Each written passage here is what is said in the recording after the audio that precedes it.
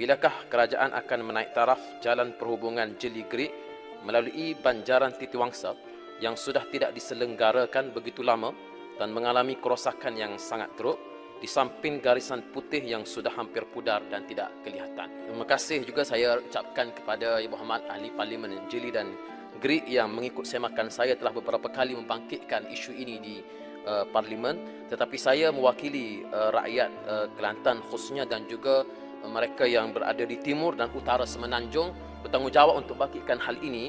Jika mengikut fakta-fakta yang telah diberikan oleh Ibu Berhormat Menteri tadi, sepatutnya isu-isu penyelenggaraan jalan ini tidak timbul. Tetapi realiti berlaku pada hari ini, jalan begitu berlubang dan hari ini juga boleh kita tengok bagaimana laluan ataupun line putih, garisan putih-putih hampir tidak kelihatan.